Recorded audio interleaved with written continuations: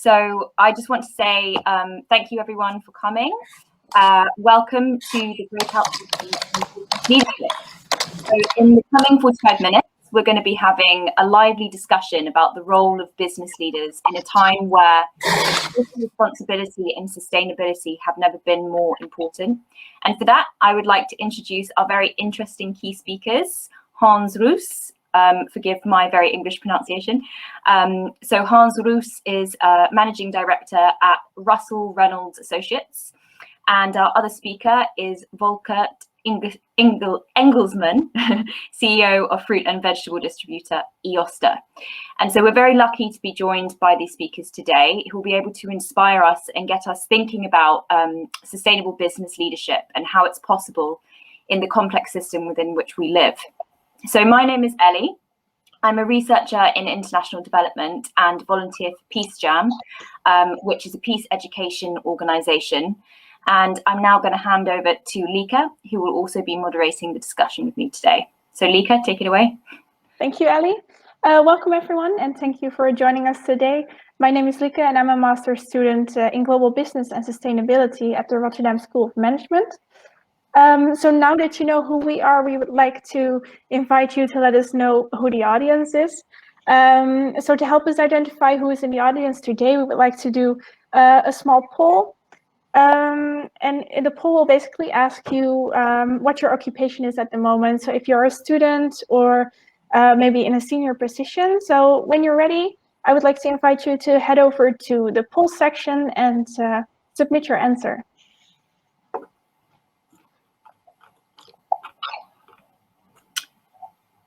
And just to say, you'll need to scroll down to poll number 1. So where it says student, intern, trainee, junior position.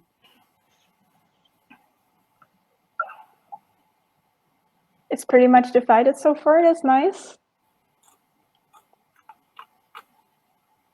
We'll give it a few seconds for everyone to vote.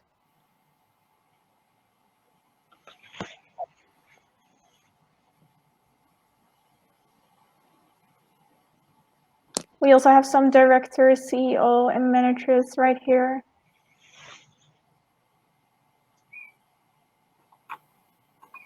Okay, I think yeah, we can head on.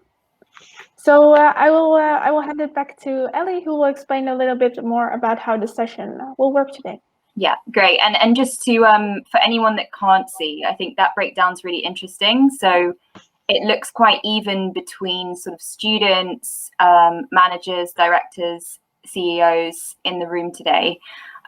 So that will be interesting for Hans and Volkert, as you're going to kind of need to make sure that you advise everyone at all levels. So very interesting. Okay, so thanks, Lika. Today we'll essentially be listening to 2 lightning talks from our experts. Hans will be giving his talk first, and he's going to tell us what leadership is in the decade for action. We will then have some time for questions. So you'll have a chance to submit your questions into the Q&A, and you can do this as Hans is speaking. And when he's done, I will select some questions to ask Hans. And you can also like the questions in the Q&A. So if someone's already asked a question that you want to know the answer to, you can just hit like. That will help us select the questions that are most relevant for you as well. And we'll try to answer as many as we can. And then once Hans is done speaking and we've asked some questions, we'll hand over to Volkert, who will be talking to us about sustainable leadership and the model that he's achieved within his own enterprise, Eosta. We will then present a statement to discuss and open up the floor to any questions you have for Volkert. So we really hope you enjoy the session today. I'm now going to hand you over to our first speaker, Hans Reus. Well, thank you so much, Lika and Ali. Thank you very much for this opportunity. What we do as a firm is we help companies with appointing senior leaders. We do that across industries and worldwide. And I've been doing that for about 15 years. When 5 years ago, I thought, I'm missing something. Why are we not introducing people to companies that really lead those organizations, not only in a profitable way, but also in a sustainable way? Are we doing that, or are we not doing that? Why are we not doing that? So the first thing I did is let's count together with our colleagues around the world. Let's count how often sustainable leadership, call it compassionate leadership, call it any kind of social leadership. How often is that a selection criterion when we write our own position specification?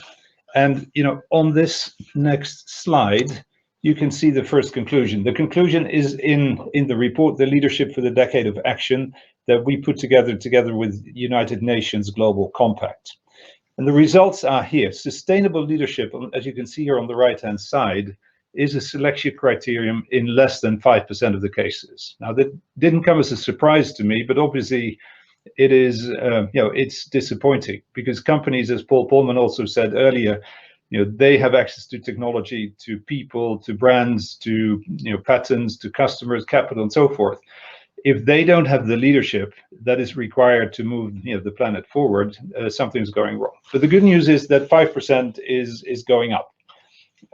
If you think about diversity and inclusion, so in other words, selecting people from minorities, that was a very low percentage, maybe 6-7 years ago as well, and that is now, we counted that as well, an explicit selection criterion in over half of the position specification. I think that's not just for our firm, that is true for the search industry at large, and digital is huge as well.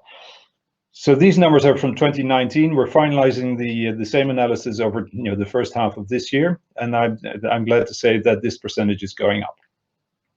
Now then, the next question is, what is then sustainable leadership? So what we did is, together with United Nations Global Compact, we designated 55 people who are deemed to be and considered pioneers in the area of sustainable leadership.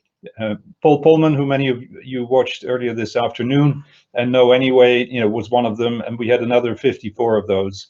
And we asked them, what drives you? Why are you a sustainable leader? And I think that the thing that stands out the most is their intrinsic motivation. Now, you'll see 5 elements of the model, and I'll describe them very quickly. You can read about them in more detail in the report. But the sustainable mindset, I think, is at the core of this. In other words, the intrinsic motivation, the intrinsic belief that you want to run a company not just profitably, but also sustainably. Very, very important. And then there's a number of other competencies in addition to the usual criteria. If you want to become the CEO of a bank, you still need to be a good CEO, and you still need to know the financial services industry. But multi-level systems thinking, that's quite a mouthful, but that is the ability to think way beyond your own company, to oversee the entire value chain, to oversee the entire community you're operating in as a company, how all the sustainable development goals interact and are interdependent. The next one is stakeholder inclusion, and we've heard that that word a number of times also in this conference. One example of a CEO I spoke to, he said, in the COVID pandemic, a number of companies said, these are harsh times, so we're going to squeeze our suppliers a bit more. And what he did instead is go to his key suppliers and say, we will offer you more favorable payment terms.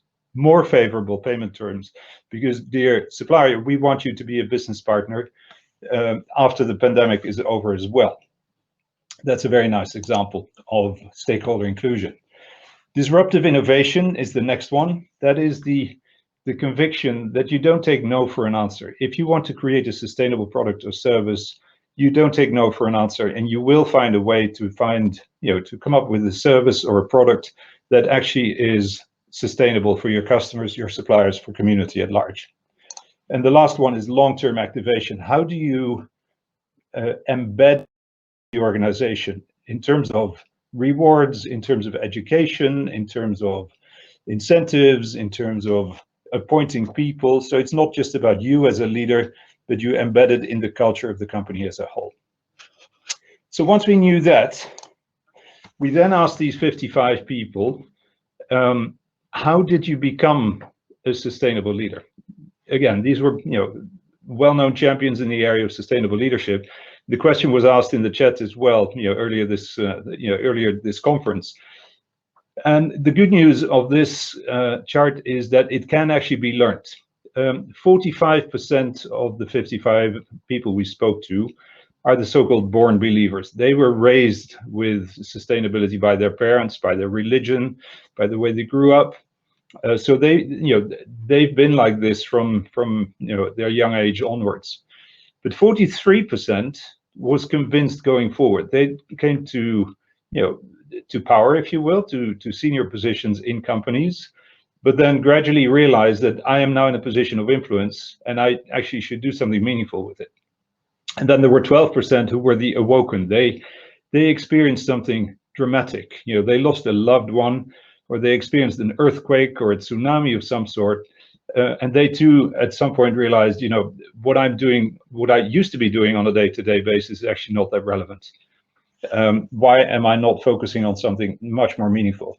So if you add the 43 and the 12%, 55%, the hopeful message here is that actually over half of these people learned to become a sustainable leader over time, which is encouraging.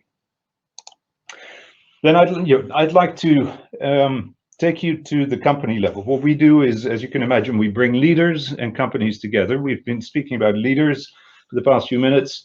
Here's a very quick slide. Suppose you are either hiring someone, I saw some CEOs in the poll, or you're applying for a job at a company. I saw some students who might be finishing their masters, Lieke, maybe you, sooner rather than later.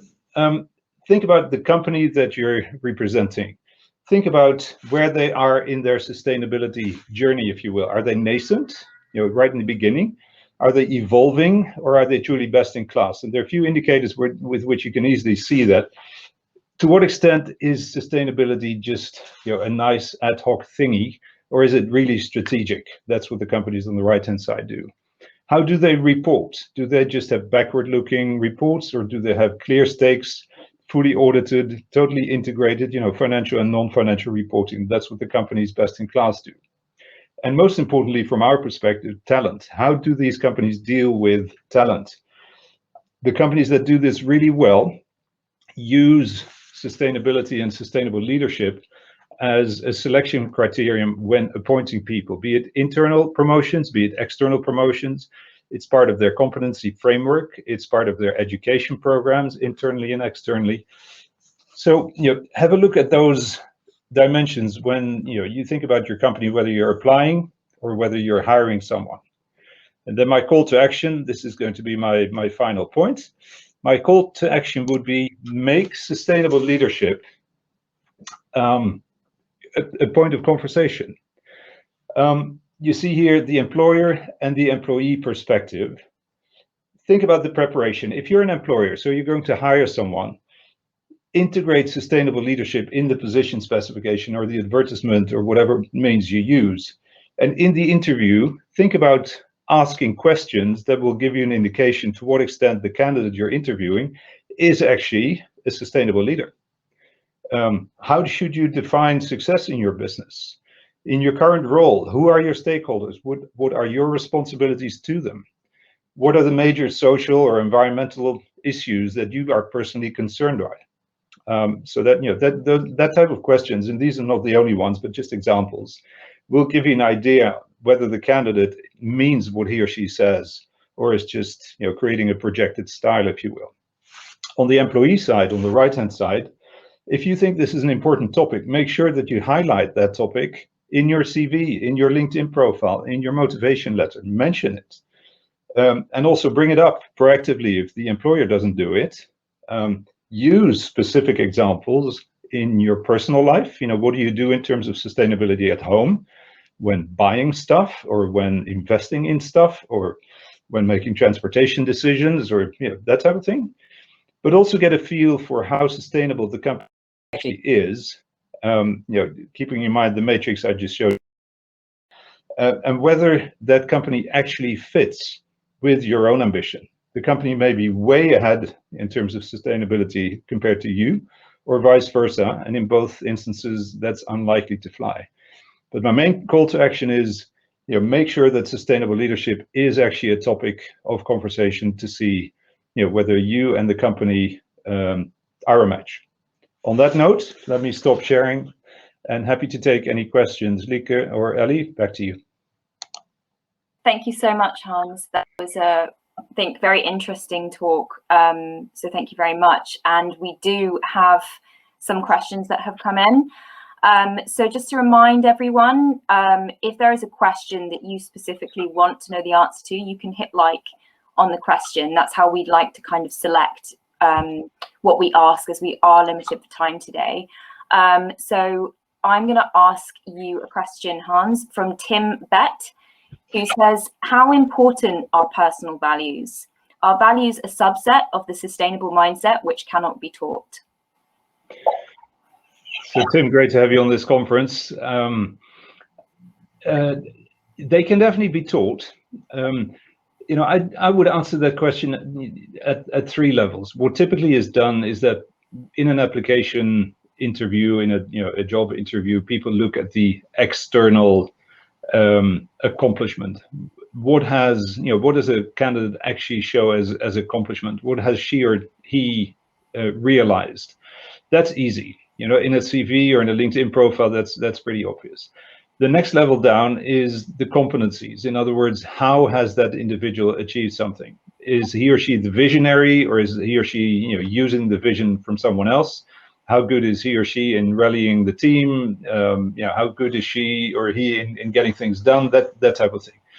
But the why question. So we dealt a bit with what have you accomplished and how have you done that, but the why, I think, is probably the best indicator of the behavior you're likely to see when this candidate is starting in the position.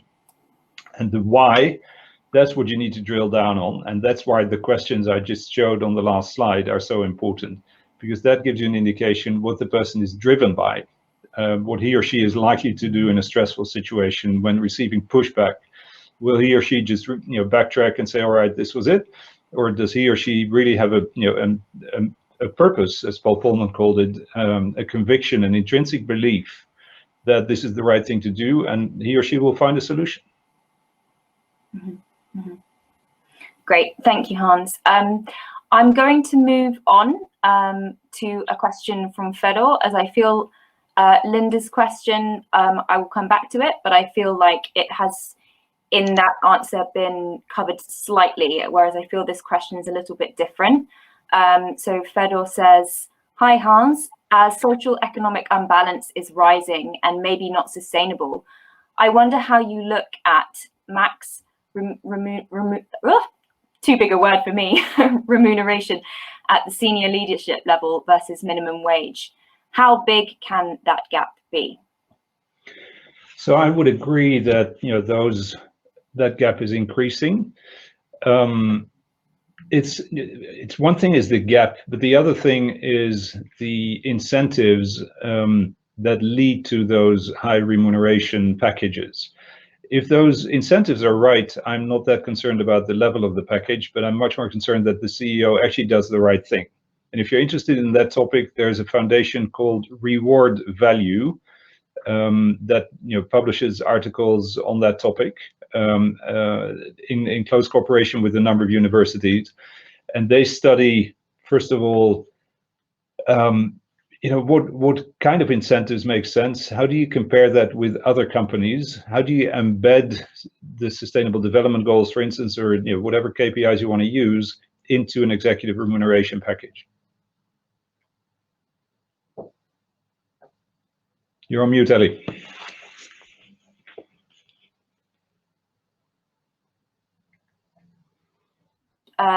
Great, so that's fantastic. A question from Brad. What is being done by companies to bring together the HR department, or specifically learning and development or leadership development, and the sustainability team to discuss these leadership capabilities needs? Spot on question. You see that in quite a few companies, sustainability is an important peripheral topic, if you will, but it's not necessarily integrated in the business strategy, let alone in all of the functions. In the companies on the right-hand side of the slide I showed a few minutes ago, the companies that really do this well, sustainability is embedded in supply chain, in marketing, in HR, in you name it, in finance, in IT, and all the rest of it. So we don't see that nearly enough, but we do see a few good examples as well, where people, in a management development program, for instance, rotate from sustainability to HR or vice versa, which is really good.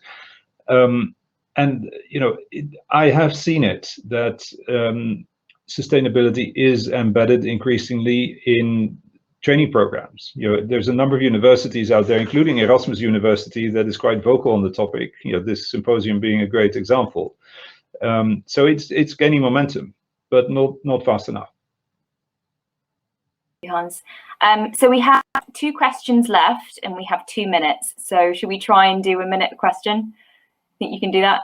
Great. Okay. So Linda asks, what do you think is key in learning sustainable leadership?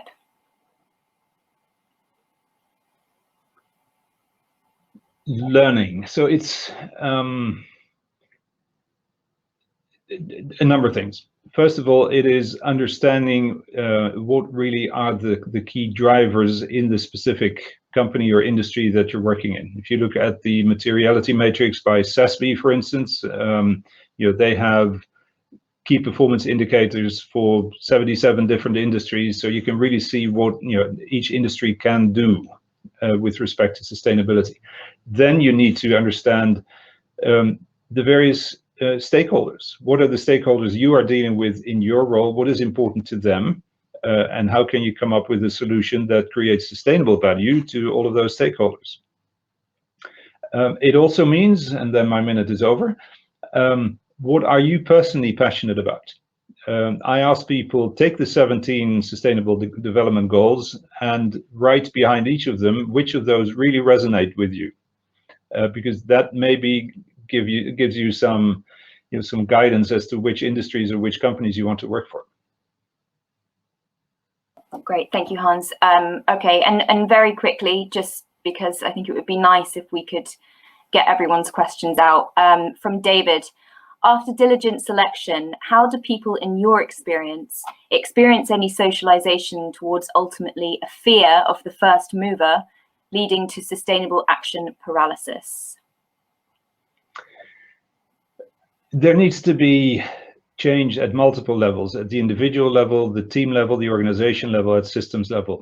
But the only way change materializes is if people are brave enough, despite the uncertainty, to take initiatives. And especially the younger generation, go for it. Excellent, very good. And just on time, thank you so much, Hans. That was an excellent talk, and I feel like we did really well. We answered a lot of people's questions, so fantastic. Thank you. I'm now going to hand over to Volkert. Volkert Engelsman from Eosta. And again, if you have any questions during or after the talk, please submit them in the Q&A session. And once again, we'll do our best to answer as many as we can. So Volkert, please take it away. Thank you, Ellie, and thank you, Hans, for this wonderful introduction. I've been thinking about your question, what are you passionate about? And I thought maybe I should say that I'm very passionate about compost piles, because we work with growers around the world, particularly in the Southern Hemisphere and the tropics. And if I see how they replace mineral fertilizer by compost, and if I see what sort of transition takes place from smelling, rotting, dying matter on the input side, and what comes out as life-spending future, smelling like beautiful forest soil, that to me is transubstantiation. And that's precisely what we need to do mentally, I think, in order to address the challenges, the enormous challenges that we are faced with. Because we are not going to solve the problems with the thinking that created them. So I think that's why I'm passionate about compost. Our company runs fruit, organic fruit. We are market leaders in Europe. We produce, we ship, we pack, and we distribute to the leading retailers in Europe. But I think other than that, we're just a simple green grocer in the west of Holland, which will be soon underwater anyway, so not that important. But I think also listening to the other introductions, it would be such a shame if we wouldn't consider COVID-19 as a wake-up call. It has been mentioned many times. And with Klaus Schwab from the World Economic Forum, I believe that the three pillars of the post-COVID-19 normal are human health, social inclusion, and resilient ecosystems. Resilient ecosystems that can keep these pandemics in check. Now, nobody would disagree with this, and nobody would wake up in the morning to say, let's exploit a few blacks in Africa and destroy some biodiversity and warm up the climate. But it's still happening every day. Why? I think if we're ruthlessly honest, if we look at this social and environmental crisis, we look into a mirror in which we see the limitations of our own thinking. So it requires, for lack of a better word, it is a spiritual challenge. It is a mind shift challenge that requires something from us personally. And I think leadership, therefore, in our opinion, starts with self-leadership. And to draw the parallel with people, planet, profit, we can keep talking about people and planet and the importance of it. But if we still hold each other accountable on a profit level that excludes people and planet, a profit definition that allows the polluter to get away with a competitive advantage, then it is like mopping up the floor with the tap open. So I think we need to redefine profit and redefine purpose behind profit. And I think the new normal is a profit definition that includes people and planet. And I think this is happening. Fortunately, that's a good news. Central banks are looking at climate stress tests, biodiversity stress tests, sugar stress tests, living wage stress tests. So the financial sector, S&P Global included, is moving on this and including sustainability indicators in their RAROCs, in their risk-adjusted return on capital, which is a powerful ally in this triangle: public sector, private sector, financial sector. So if you now wonder, okay, enough of this, Engelsman, enough of this philosophical stuff, I hear you thinking, Hans, tell us what you do. So here's what we do. We believe there's no sustainability without transparency. We don't like black holes. We don't like sort of looking away from the problem. That's why we've introduced the Nature More Trace and Tell system that reveals the story of each and every of our growers, and it reveals the impact on people and planet. And we do that by putting a little stamp on all our fruits and the QR code that enables consumers to make an informed purchase decision. We apply 4 M's on our sustainability journey. The first M is that, it all begins with measuring what you do, and then you manage, the second M, the delta between where you are, where you would like to get. And obviously you apply the 20/80 rule, so you select 20% of the indicators that define 80% of your impact. We're not scientists here, we're just straightforward greengrocers, so we need to keep it simple, to understand it. And that's why we love this 20/80 rule. But the third M is where it really begins, because growers can only become green if their figures are also green and not red. So we usually are addicted to shifting the sustainability burden upwards in the supply chain towards the grower, at least in my supply chain. So we, I think, do not only have an ethical obligation, but also an economic obligation as distributors and marketeers to reward our growers for their ecosystem services, for their social contribution and their health contribution. That's where the third M comes in, for marketing. So we do not sell, let's say, tomatoes, but we sell soil mates. So we add a bit of compost and basil seeds, because the soil is the limit, not the sky, and organic is a solution, and you, dear customer, can become a soil mate, or a soil deer for that matter. How? By digging up a pavement stone, putting in a little bit of this compost and basil seed, and then start a guerrilla garden and post this on YouTube, ideally whilst the police is trying to stop you. And then you can win a prize. That's the sort of stuff we do to engage the consumer. And then, of course, if we launch this, nobody listens. But if we then team up with Julia Roberts or the Dalai Lama, who then do that for us, or other VIPs, and all of a sudden the magic happens and everybody starts doing it. I could give you examples about proactive healthcare of food with our Dr. Good Food campaign, during which we sort of create food fixes and hire nutritionists and doctors to prescribe recipes, but not for pills, but for peppers. And we pack turmeric and curcuma in blister packs, sort of taking the piss out of Big Pharma. And we add a little sort of brochure in which we warn for side effects, for instance, that you can get yellow fingers.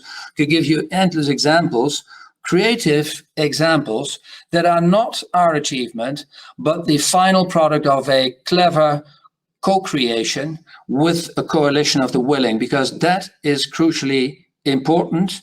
And my final M is the M of monetization. So you can't just measure and manage and monetize, but you all market, but you also have to monetize.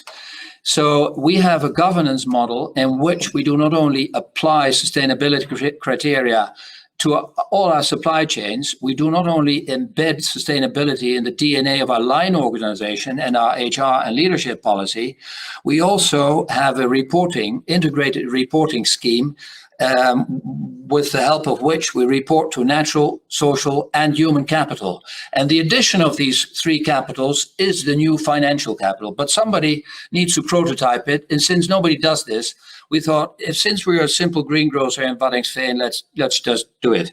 But again, we are not qualified to do this without the help of the Paul Polmans, the World Business Council for Sustainable Development, the Capitals Coalition, RSM, Eva Rode, who is in the audience, I believe, and many others, United Nations, think tanks, etc. Because we believe on your own, you're nothing. If you want to deliver change, you need to dance, you need to co-create, you need to engage stakeholders in a co-creative process, because only then you can unleash the magic of human encounter. But it all starts with a shared dream about who you are and who you would like to be. So let's dream, dance, and deliver. Over to you, Ellie. Thanks so much, Volkert, for that wonderful talk. I think we knew both now that it's really important for sustainable leadership that it starts with yourself, and also from you, Volkert, how important transparency is and how we need that co-creation to really make that systems change happen. So keeping this in mind, we will now open the floor for the discussion. Still, please feel free to submit your questions in the Q&A section. I don't see any yet, but for now we will start with the poll. We have a statement. Some of you have already voted, but please head over to the polls and submit your answer to the following statement. True transparency is impossible to achieve for most companies. And I already see that we have 2 people who disagree and 1 who agrees. So there's already a discussion to start there. For now, most of you disagree. So Volkert, what is your take on this? Yeah, I'm one of the disagreeers, because I believe this is precisely the problem. We got global problems, people and planet related, and we are still operating in our global economy as if it were a local economy. It isn't. There is nothing where not the entire mankind or the planet is involved. So I realize that transparency is difficult, but there's no way around it. We can't simply afford to be not transparent and disclose what the impact of anything we do is on people and planet. Thank you for that answer. Are there maybe any, because some people answer that it depends, are there maybe any factors that make it really hard to be transparent all the way around? Maybe I can answer that question, Lieke. Of course, it's hard. If we think about, let's start with the financial disclosure. US GAAP and IFRS were not invented overnight, right? If we go back to the 1930s, companies, even listed companies, did not have to disclose their revenues at the time because you might inform the competition, right? Many things have changed since then. Now, several professors, including Bob Eccles, will state that with respect to non-financial disclosure, we're now at the stage of the 1930s, but then with financial information at the time. So it will take time for us to understand what the key performance indicators are for each of the industries, and it will create, it will take time, much like it did to create IFRS or US GAAP. But I definitely don't agree that it's impossible. It will happen. It will just take some time. Thanks, Hans, for this wonderful addition to the discussion. We already have one question from Eva Rood, who I assume you both know. And she asks, can you share how Eosta organizes compost for the soil next to the soil? I was wondering, I was reading this question. I don't know what Eva exactly means, but probably she refers to the Marvelous Mondays, Terrible Tuesdays, Wild Wednesdays, and Sustainable Thursdays and Freaking Fridays we organize here. And probably she's referring to the weekly workshops we have with conservatory students who perform Verdi operas, Chopin piano concertos, together with our forklift drivers, of which we have 300 in our warehouse. I think she's probably referring to the fact that we have open fireplaces, power nap rooms, meditation centers in our offices, because we believe that if you want to deliver change, and if you want to, you need this clever co-creation, you need this dance, you need this magic of human encounter that unleashes the unique potential of each and every one. And that starts with a journey, a purpose-driven journey, because there's no answer to who you are. You can only ask questions. And usually it works like, if you accept that you're on the inside, on the sort of input side of a compost pile, maybe that's what she's referring to, then you need the others to come to the outside, to the other side of a compost pile. You need to be fertile humus. And how do you become fertile humus for the change that our planet needs so desperately? And for that, you need creativity, as Dan mentioned earlier. I think for that, you need to really find out what compassionate leadership is about and how that relates to who you are and would like to become.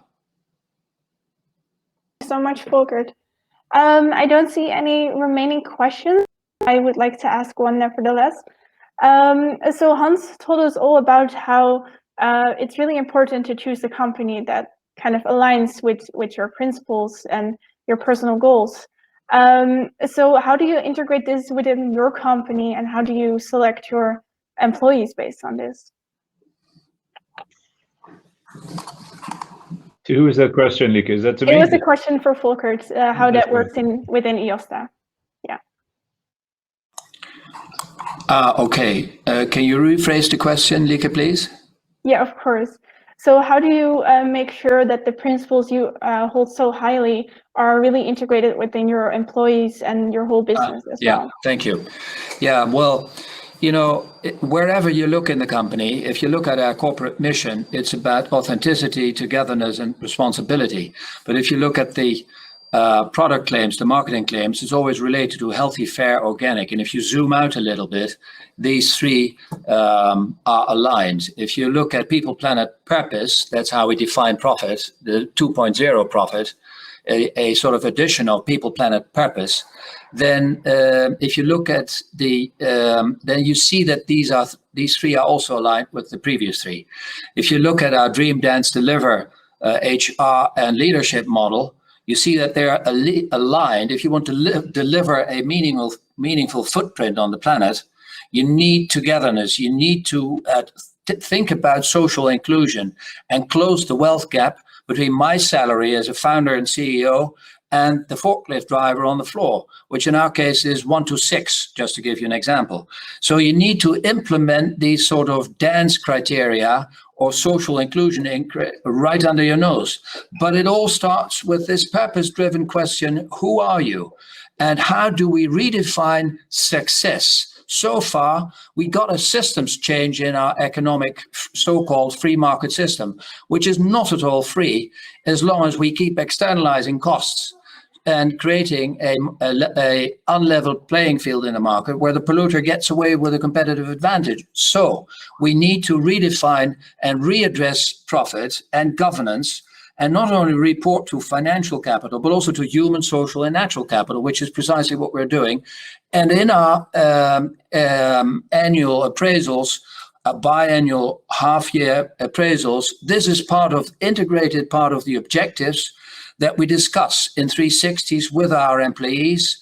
We embrace self-leadership principles, inspired by Frédéric Laloux. We got rid of budgets and managers, and we got, because we believe in this leadership journey for each and every one of us that starts with a dream, and it requires alignment of this dream to address this purpose question, how to redefine profit. And since we do that with our stakeholders together, no one is left behind. Volkert, that's wonderful to hear. So I wish we could continue the discussion forever, but unfortunately we're really short on time. And the session is almost over. So now we have heard some really interesting ideas from our speakers today. And to summarize what we need to take home with us, we are going to finish by asking you both to end with a final call for action. So Volkert and Hans, I'll give you both 1 minute to give the audience some food for thought for the weekend that is coming. So if I can start with Hans, please take it away. At least in this part of the world, the weather is finally nice, so enjoy the weekend. I would start with that.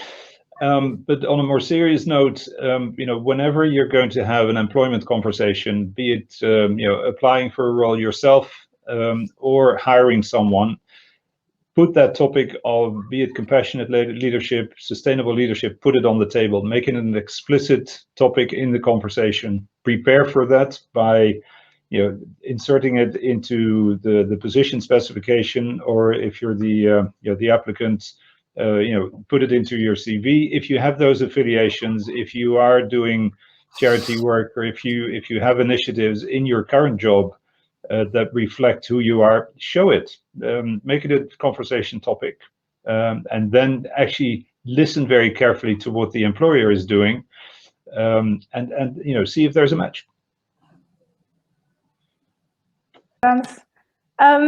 Volkert, your final opportunity to address the audience.